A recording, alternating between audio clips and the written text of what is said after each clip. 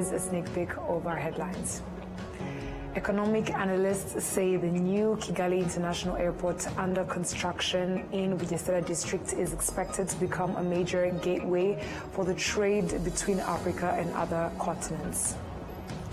In Rugerero, located in Rubavu district, construction has begun on new homes for 870 families affected by the 2023 Sebeya River floods. On the international scale, European leaders have urged for investment as the Italy-Ukraine Recovery Conference kicks off.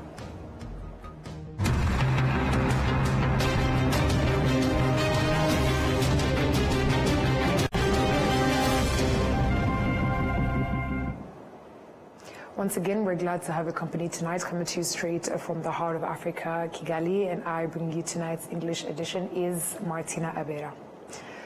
At the close of the inaugural World Health Organization Pandemic Agreement meeting, the Director General of the organization, Dr. Tedros Adhanom Ghebreyesus, recognized His Excellency President Paul Kagame's leadership in advocating for a global, legally binding instrument to strengthen prevention, preparedness, and response to health emergencies. Ambassador Urujeni Bakuramutsa received the certificate on the President's behalf. Now, economic analysts say the new Kigali International Airport under construction in Bugesera district is expected to become a major gateway for trade between Africa and other continents. Adam Squizera with more. The construction of the new Kigali International Airport is one of the Rwanda's flagship infrastructure projects for the 2025-2026 fiscal year, with over 800 billion Rwandan francs allocated to it. Currently, progress on the site stands at between 25 and 30%. Work already completed includes runways, drainage concrete works, and internal service roads. The project has now moved to the stage of building terminal facilities and other key infrastructure. So far, more than 6,000 people, mostly Rwandans, have been employed on the site. The development of the airport goes hand in hand with the expansion of Rwanda, Rwanda's national airline, which aims to position the country as a hub for air transport and trade in Africa. Economic analysts Teddy Kaberuka and Seth Kwizera believe the new airport will play a vital role in strengthening Rwanda's connectivity with global markets. There are great opportunities for job creation through these projects, benefiting many people involved. More importantly, once major projects like the new Kigali International Airport are completed, they will position Rwanda as a tourism hub. I believe this airport won't just serve Rwanda, but the entire region and the African continent as well. When a country facilitates easy travel, it is a big advantage. In some places, it can be very complicated to obtain a visa or passport or even book flights. But when a country is open, it encourages foreign investment, creates jobs, and boosts government revenue through the increased tax collection. Various reports indicate that Rwanda has established itself as a leading destination for tourism, particularly in my sector, as well as investment and innovation hubs. According to the Rwanda Development Board (RDB), in 2024, the country has attracted 612 investment projects worth of $3.2 billion in the aviation sector. Rwanda export cargo saw a 33% increase compared to 2023. Experts say that the completion of the new Kigali International Airport is expected to significantly increase air cargo volumes and attract more international airlines for regular operations. We plan to establish new partnerships with various airlines that will make travel more affordable for Rwandans. For example, if someone previously had to pay $4,000 for a flight, they could now pay as little as $900 thanks to the improved flight connections and competitive pricing. This reduction in travel costs will also boost the Visit Rwanda initiative, generating more revenue and contributing to the growth of our economy. The Minister of Finance and Economic Planning, Yusuf Murangwa, affirmed that some infrastructure linked to the airport is already in place. There are 3 main roads, including that connecting to the Bugesera district headquarters. Another passes via Nyamata, and the third goes through Kabuga and Masaka from the warehouse side. In addition to this, we are planning to expand the road from Chichuchiro to the new airport. This will include a dedicated priority lane for airport-bound travelers while enhancing the public transport system. Affordable and accessible transportation options will also be made available for those without private means of travel.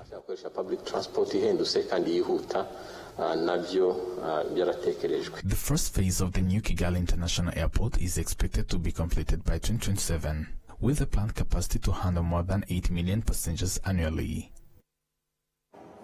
The Senate plenary session has approved the relevance of the draft organic law governing the functioning of the Senate with the aim of aligning it with other revised laws, including the Constitution of the Republic of Rwanda. Among the changes proposed in the draft organic law are improvements to the Senate's operations, including the extension of the time frame for electing members of the Senate Bureau from 15 days to 30 days. The Vice President of the Senate, Honorable Solina Nyirahabimana, presented the contents of the draft organic law and the reasons behind its revision. Senators welcomed the draft law, stating that it will help them improve the execution of their duties and responsibilities. The Chamber of Deputies has approved 2 reports along with their corresponding resolutions, one highlighting the audits conducted on issues within the agricultural sector and another evaluating the impact of the youth policy adopted in September 2015 on youth development through job creation. The report on agriculture was presented to the plenary session by the Committee on Land, Agriculture, Livestock and Environment. It outlines the findings from an audit carried out in response to 9 resolutions adopted by the plenary session on the 9th of November 2024. These resolutions relate to challenges identified in agriculture and livestock sectors. The report on the 2015 youth policy and its role in improving youth livelihoods was presented by the Committee on Education, Technology, Culture and Youth. The report shows that the implementation of this policy focused on promoting youth employment and entrepreneurship. After both reports were presented, members of Parliament commended the quality of the work done and recommended that some corrective actions be taken. Following these recommendations, after necessary adjustments, the Chamber of Deputies approved both reports and their resolutions, which will be submitted to the relevant institutions for follow-up and implementation. In Rugerero, located in Rubavu district, construction has begun on new homes for 870 families affected by the 2023 Sebeya river floods. The project brings renewed hope that these families, many of whom have been living in rented accommodations, will be resettled in permanent housing by the end of the year. The new homes are being built in Muhira, Rugerero sector on land purchased by the government. Some plots have already been leveled and construction is underway, while others are still being prepared. The planned housing units follow a 4-in-1 design with 218 blocks in total. Each housing unit is expected to cost over 47 million Rwandan francs. Beneficiaries of the project have expressed appreciation for the government of Rwanda's continued support, noting that they have not been abandoned and are now being given the chance to rebuild their lives. Minister of Emergency Management, retired Major General Albert Murasira, laid the foundation stone to officially launch the construction. He stated that the building process is expected to take 6 months. Once completed, the 870 new homes will cost approximately 10 billion Rwandan francs. These homes will supplement the 461 houses that were previously built for other Sebeya flood victims who already owned land, which allowed for faster construction in their cases. The Legal Aid Forum has cautioned Rwandans that although they are granted the right to express their opinions by the Constitution of the Republic of Rwanda, this right has limits, particularly concerning what is said in the media and on social media platforms, as it can result in criminal offenses punishable by law.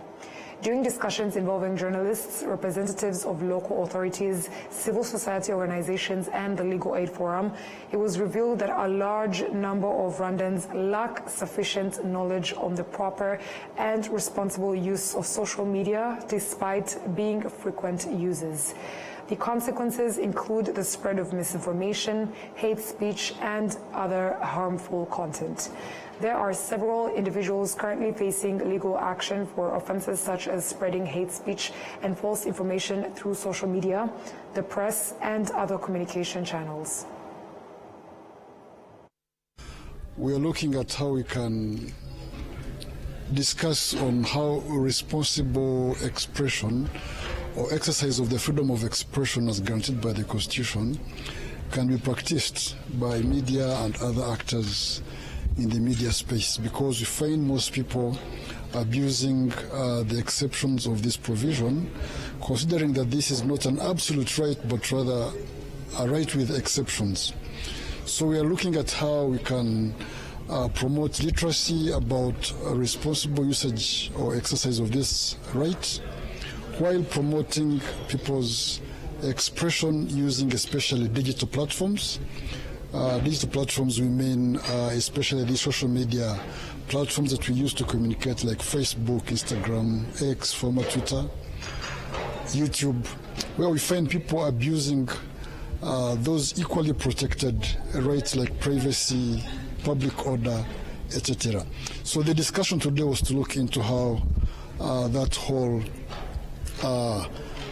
protected right by the Constitution can be exercised fully, but considering that it has limits and people shouldn't overstep the boundaries of what the law considers dear as well. It's not even journalists, even other independent content creators that we see. They tend to violate people's privacy, character assassination, promoting content that is full of misinformation, disinformation, some of it fake news, and the public is consuming this kind of content without being aware of the dangers it comes with. So our call to this meeting is to promote what we call media information literacy as a policy, as a government policy to be put in place, call upon all stakeholders involved to work together so as to see how we can together manage the bitter side of the digital platform or the digital space. It is a good space. It encourages people to express themselves, access information, share information. But the other side of the coin is also equally sensitive and important to consider. So this is why we are talking about discussing on literacy so as to have a literate society that engages with itself in public discourse in a more civil and productive manner, other than being destructive or even sharing whatever they are sharing in a destructive manner. The executive director of the Legal Aid Forum, Andrews Kananga, urged the public to exercise caution when expressing opinions or sharing information, warning that what may begin as a mistake can escalate into a criminal offense punishable by law. Technology platforms as we have them today that help us to express ourselves in line with Article 38 of our Constitution that gives us the right to freedom of expression. It's very important, and today we are discussing actually the importance of using these platforms responsibly so that we avoid the trend we have seen in the recent years of misuse of platforms, which have in the end created a lot of issues for platform users, content creators, journalists, the general public. I think misuse of these platforms in many ways also comes with a disadvantage, especially if you don't know the rights and how to use them responsibly. It has resulted in some cases for some people committing crimes over these platforms. And at the Legal Aid Forum at the moment we have over 50 cases of individuals and journalists who are accused of crimes committed over these platforms in the pretext of misinformation, disinformation, and also fake news. And so the workshop today aims to, have a dialogue on how these platforms can be used responsibly in respecting what the Constitution says and other laws, which has to do with the freedom of expression, but freedom of expression also has limitations. So we cannot use the platforms and commit crimes under the pretext of, exercising our constitutional rights. So today was more to, have a dialogue with local government, all stakeholders, journalists, lawyers, that the public needs to know that much as these platforms are there for them to use, but they have limitations, and to the greatest extent we want them to avoid, falling into the trap of committing crimes when they're using this platform. So digital media literacy is very important, and we're happy that we had a big turnover, and we have come to a conclusion in this meeting that we need to empower our citizens, we need to empower the general public, we need to empower the users of these platforms in as far as, being responsible when they're using them for the betterment of their rights they want to exercise, but as they avoid committing crimes. Some of the cases we have at the Legal Aid Forum we are trying to assist, they include people who have spread rumors, so they use these platforms to spread rumors. There's a lot of misinformation. Among the cases we are trying to assist in court, there are journalists and some individuals from the public who are accused of, spreading rumors, especially rumors that has something to do with security of the country. And we have a lot of users of the platform who have infringed on privacy of other people. So we have different sorts of crimes that are being committed. Article 38, paragraph 2 of the Constitution of the Republic of Rwanda states that a journalist has the freedom to express opinions and to receive information.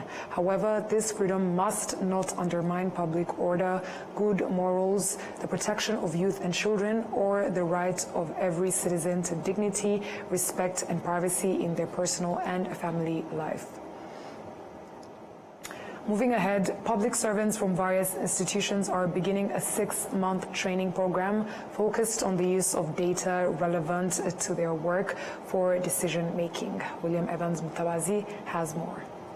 The 6-month data science capacity building training is organized by the National Institute of Statistics of Rwanda in partnership with the Ministry of ICT and Innovation and the African Institute for Mathematical Sciences. According to the Director General of the National Institute of Statistics of Rwanda, the program is to help institutions identify data gaps and find solutions too. This training is targeting 50 professionals from various ministries and government institutions who are somehow a responsibility of data analysis. And the way this training is organized is to be use case based. It's not a theoretical training. And what we mean here is that people are identifying data problems in their institutions. So for example, the Ministry of Education, the people from the Ministry of Education are going to go through this training, are going to identify what issues do they need to understand better, or what data needs do they have to plan better for education? Is it to do with the projection of infrastructure for education? Is it to do with the quality of education at primary level? Those problems are the ones then that they will work with the various data sources that we have, some from our surveys, some from systems, to be able to analyze that. So they are learning on solving the real issues that they have. He adds that after 30 years of basic data collection from censuses, this program is timely because it facilitates the shift to operational issues where leaders will be able to take evidence-based decisions and actions. And we think this is very timely for Rwanda because for the last 30 years we have had basic traditional data coming from our surveys and censuses, which we've done very well as an ISR to produce. But we are going into a phase where that's good for planning NST, for monitoring long-term plans of the country and other sector plans, but more importantly to operational issues whereby leaders need to do decisions, make decisions, take actions based on evidence and not just from their thoughts. So that's very important because resources are limited. if resources are limited, you need to be efficient in how you make decisions. For you to be efficient, you need real evidence. So that's the culture we are aiming for in partnership with the Ministry of ICT. And we have been doing a bit of that, but we're taking it to another level, where we're saying, let's train so many people across government in this area. So this is the phase one cohort, first cohort, 50 people, 6 months, we'll take on others. But we're also planning trainings for leaders to, one, appreciate the relevance of data in their work. So here we're talking of permanent secretaries, heads of institutions, ministers as well. These are basic training in terms of why data is so important in the day-to-day life of every leader. With that understanding and appreciation, then they will make the right needs or questions to their technical people to have evidence in what they bring to them. Among the participants of this training is Diane Mkakarisa, who works at the Gender Monitoring Office. She affirms that the training will help them learn how to use data relevant to their work and improve their existing systems in order to enhance the quality of their services.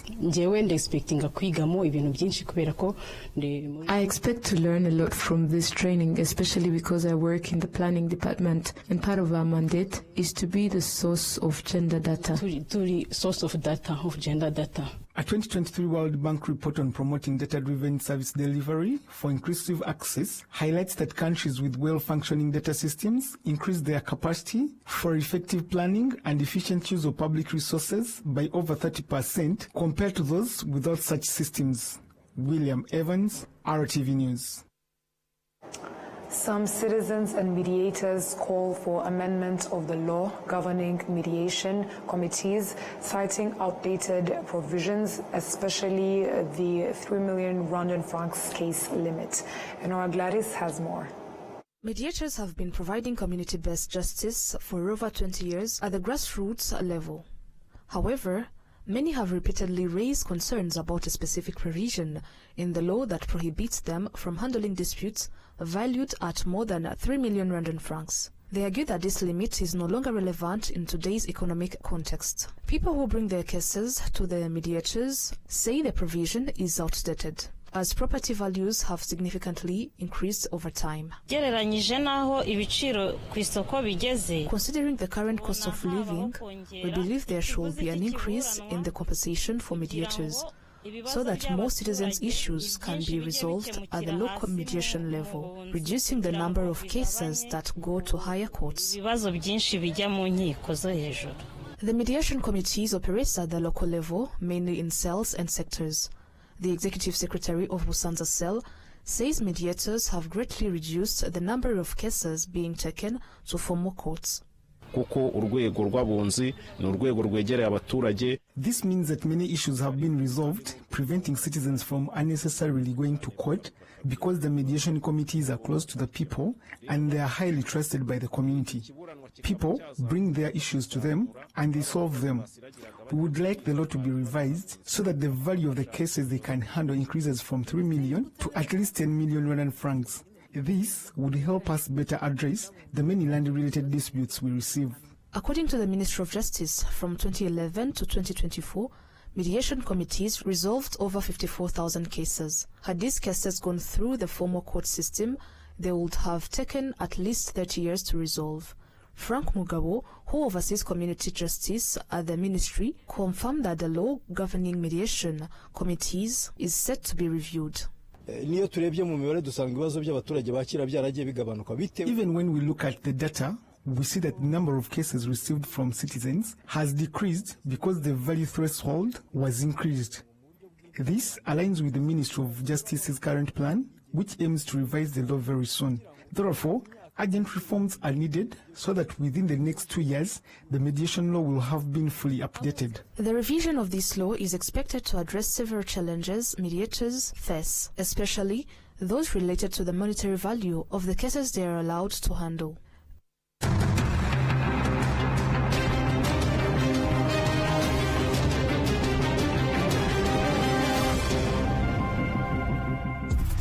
During life's moments, laying hooks, Getting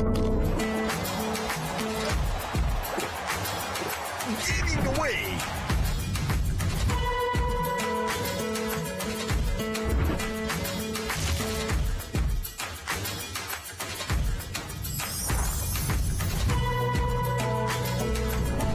Making moves.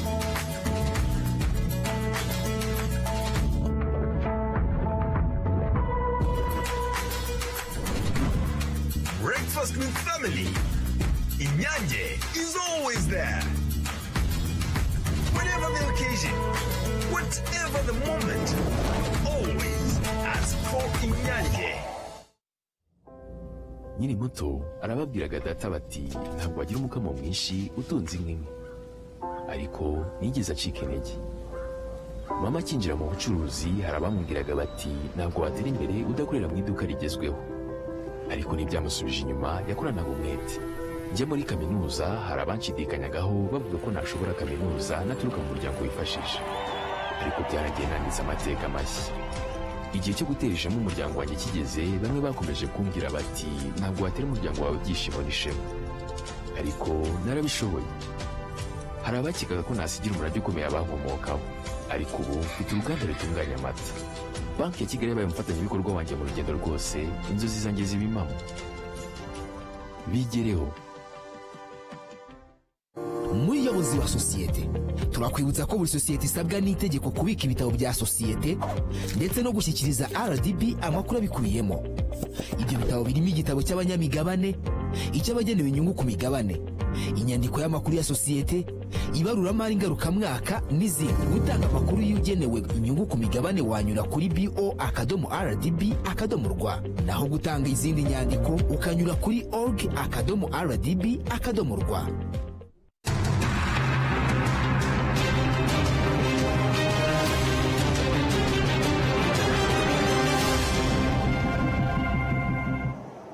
Thank you for sticking with us on RTV News, and a warm welcome back to headlines making it on the global scene.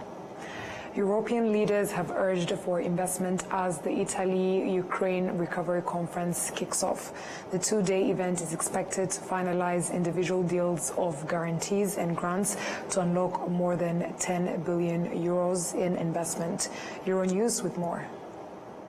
European leaders on Thursday urged private businesses and equity to invest in rebuilding Ukraine now as they opened an annual recovery conference on Ukraine in Italy. Italian Prime Minister Giorgia Meloni and Ukrainian President Volodymyr Zelensky kicked off the proceedings in Rome with announcements of a new equity fund and public-private partnerships. According to Meloni, the conference is expected to finalize individual deals of guarantees and grants to unlock more than 10 billion euros in investments.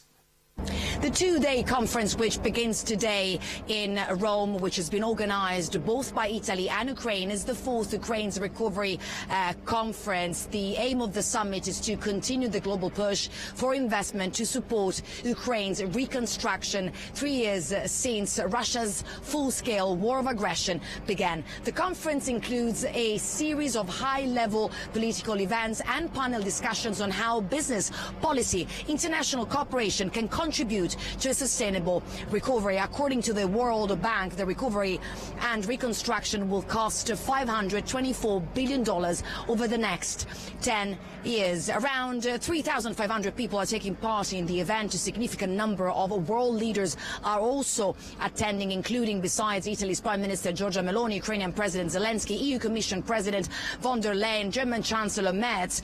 The US is represented by its convoy for Russia and Ukraine, Kellogg. Now, more than 2,000 companies are also joining the conference, including representatives from civil society. Now, the timing of the conference is extremely crucial as the fighting continues in Ukraine and the diplomatic effort to end the conflict remained stalled. And Ukraine faces the dual challenge of rebuilding its infrastructure while implementing reforms aligned with EU values on its path toward European Union accession. Giorgio Orlandi for Euronews in Rome. Over to migration matters. EU leaders have agreed to send a delegation to Libya after the previous group was expelled from the country. The expulsion of the EU diplomats risks complicating efforts to prevent a wave of irregular migration from Libya to Europe this summer. Euronews continues. She is 8 years old. The EU's Ursula von der Leyen, meeting with Mediterranean leaders in Rome, agreed on the need to reactivate the Team Europe initiative with a new delegation of the European Commission to redeploy to Libya to tackle the ongoing migrant crisis. The meeting, which also featured Greek Prime Minister Kyriakos Mitsotakis, Italian Prime Minister Giorgia Meloni, and Maltese Prime Minister Robert Abella, was held on the sidelines of the Ukraine Recovery Conference. The leaders agreed to bolster efforts to crack down on the surge of migrant boats arriving at European shores, largely originating from Libya. The Commission delegation will also be accompanied by relevant ministers from Greece, Italy, and Malta. They will redeploy to Libya to hold talks with authorities on the worsening crisis after the previous mission was expelled from the country. Greece says it's been intercepting boats carrying hundreds of migrants daily along its shores, all of which originate from Libya. Athens has introduced emergency measures to tackle the surge in migration, recently announcing a suspension in asylum processing for migrants from North Africa. A spokesperson for the European Commission says Brussels is committed to helping its member states address the crisis and will offer all support necessary to combat what they called an exceptional situation. Over to urbanization. What are the most urgent problems which EU citizens living in cities want to see tackled? 3/4 of EU citizens currently live in cities and urban areas, and this figure is set to grow to 78% by 2050. Euronews once more. What are the most urgent problems which EU citizens living in cities want to see tackled?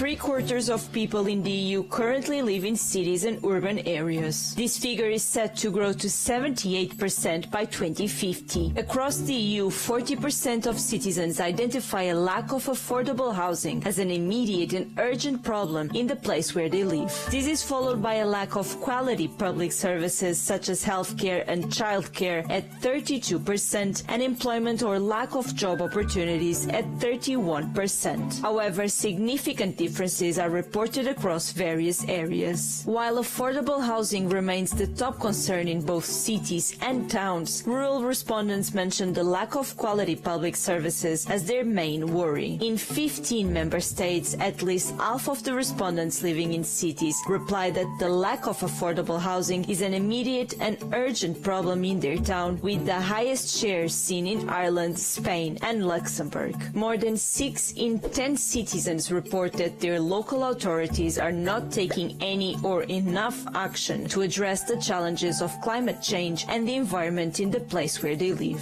When it comes to pedestrian safety and cycling lanes in urban areas, women are more likely than men to state their local authorities do not take enough action or any at all. And that Euronews story marks the end of our bulletin. Before we close off, let's have a recap of our headlines. Economic analysts say the new Kigali International Airport under construction in Bugesera district is expected to become a major gateway for trade between Africa and other continents. In Rugerero, located in Rubavu district, construction has begun on new homes for 870 families affected by the 2023 Seria River floods. On the international scale, European leaders have urged for investment as the Italy-Ukraine Recovery Conference kicks off.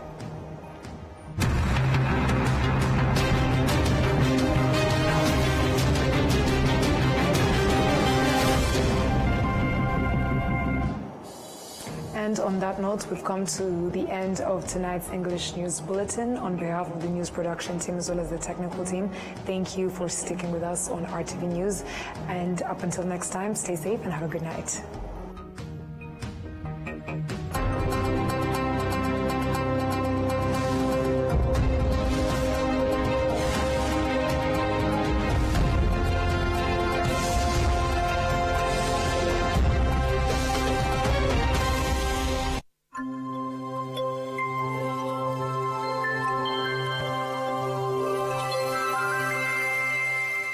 ibihe byiza kuri mwe mwese mudukurikiye, tubaha ikaze ku makuru itengiye tugurirwa na Meteo Rwanda. Igiye kugezaho nitwa Ugirande Emmanuel.